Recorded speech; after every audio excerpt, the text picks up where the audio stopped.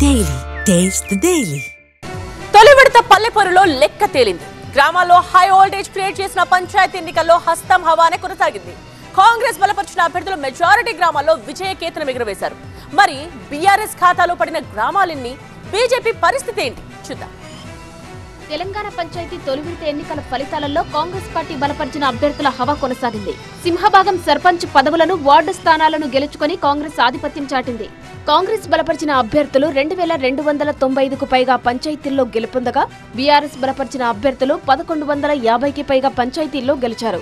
ఇక బీజేపీ బలపరిచిన అభ్యర్థులు 185 కంటే ఎక్కువ పంచాయతీల్లో విజయం సాధిస్తే, ఇతరులు 520కి పైగా పంచాయతీల్లో గెలిచారు. దీంతో గెలిచిన సర్పంచులు, వార్డు సభ్యుల అనుచరులు, పార్టీ శ్రేణులతో గ్రామాల్లో సందడి వాతావరణం నెలకొంది. కాంగ్రెస్ మద్దతుదారులు సాధించిన ఘన విజయం ప్రస్తుత కాంగ్రెస్ ప్రభుత్వంపై ప్రజలకు ఉన్న విశ్వాసానికి నిదర్శనమని టీపీసీసీ అధ్యక్షుడు మహేష్ కుమార్ గౌడ్ హర్షం వ్యక్తం చేశారు. తొలి విడత ఎన్నికల్లో ఎక్కువ పంచాయతీల్లో కాంగ్రెస్ అనుబంధ అభ్యర్థులే గెలిచారని తెలిపారు. సీఎం రేవంత్ రెడ్డి నాయకత్వంలో అమలు చేస్తున్న సంక్షేమ పథకాలు, అభివృద్ధి కార్యక్రమాల పట్ల ప్రజలు సంతృప్తి చెందారని, అందుకే గ్రామీణ ఓటర్లు కాంగ్రెస్ కు మద్దతు తెలిపారన్నారు. ఈ విజయం మరింత బాధ్యతను పెంచిందని, గ్రామీణ అభివృద్ధిని వేగవంతం చేస్తామని ఆయన హామీ ఇచ్చారు. తెలంగాణలో తొలి విడత పంచాయతీ ఎన్నికల్లో 3834 సర్పంచి, 27628 వార్డు సభ్యుల స్థానాలకు ఎన్నికలు జరిగాయి.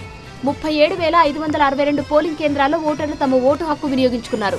పోలింగ్ ఉదయం 7 గంటలకు ప్రారంభమై మధ్యాహ్నం 1 గంట వరకు కొనసాగింది. 1 గంటలోపు క్యూలైన్లో ఉన్నవారికి ఓటు వేసే అవకాశం కల్పించారు. అనంతరం మధ్యాహ్నం 2 గంటల నుంచి కౌంటింగ్ మొదలుపెట్టారు. సర్పంచ్ ఎన్నికల ఫలితాలు ప్రకటించిన అనంతరం వార్డు సభ్యులతో సమావేశాలు నిర్వహించి ఉప సర్పంచ్ను ఎన్నుకున్నారు. తొలి విడత ఎన్నికల్లో 84.28% పోలింగ్ నమోదైనట్లుగా రాష్ట్ర ఎన్నికల సంఘం ప్రకటించింది. ఉమ్మడి నల్లగొండ, వరంగల్, కరీంనగర్, ఆదిలాబాద్, ఖమ్మం, మహబూబ్ నగర్ జిల్లాలో కాంగ్రెస్ సర్పంచ్లు భారీ సంఖ్యలో గెలుపొందారు. ముఖ్యంగా తండాలు, గూడేల పంచాయతీల్లో కాంగ్రెస్ ఆధిపత్యం ప్రదర్శించింది. ఇక గెలిచిన సర్పంచ్ స్థానాల సంఖ్యను పక్కన పెడితే, ఈ ఎన్నికల్లో ప్రధాన పార్టీలు బలపరిచిన అభ్యర్థులు ఇచ్చిన పోటీతో అనేక చోట్ల నువ్వా నేనా అన్నట్లుగా సాగింది.